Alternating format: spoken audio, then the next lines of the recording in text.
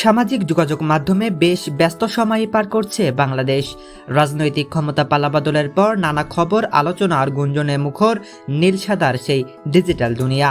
গতকাল বুধবার অজ্ঞাত এক নারী সাকিব আল হাসান সম্পর্কে বিরূপ মন্তব্য করেন। সেই নারী দাবি করেন সাকিব আল হাসান এবং মাশরাফি বিন মুর্তজা নাকি নারী নিয়ে নিয়মিতই সোনারগাঁও হোটেলে যাতায়াত করেন।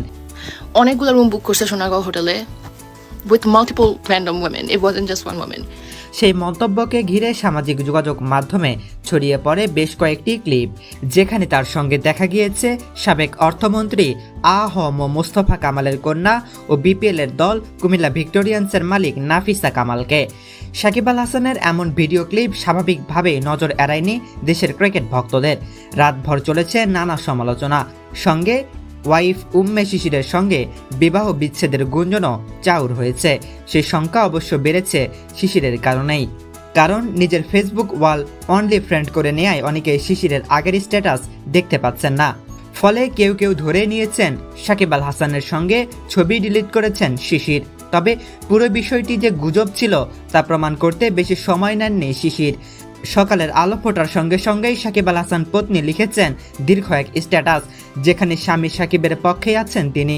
সঙ্গে জানিয়েছেন সাকিব আল হাসানকে নিয়ে সমালোচনা থাকতেই পারে, কিন্তু ব্যক্তিগত দিক দিয়ে বিশ্বসেরা অলরাউন্ডার এক অসাধারণ বাবা এবং স্বামী। জানিয়েছেন তাদের সম্পর্কের বর্তমান অবস্থানের কথাও। দীর্ঘ স্ট্যাটাসের শুরুতেই শিশির বলেন, আপনার হয়তো তার ক্যারিয়ার এবং পছন্দ নিয়ে ব্যক্তিগত মতামত থাকতেই পারে, তা আমি অস্বীকার করব না।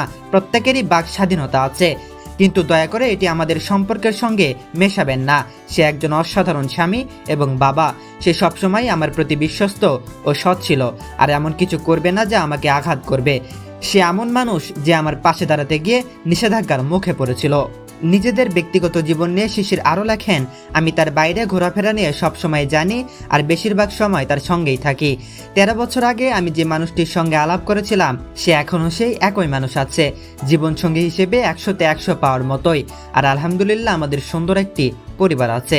এরপরেই শিশির অনুরোধ জানিয়েছেন অনলাইনে গুঞ্জন না ছড়াতে। সামাজিক মাধ্যমে ছড়িয়ে পড়া কিছু ছবি বা ভিডিও পুরো ঘটনা বর্ণনা করে না।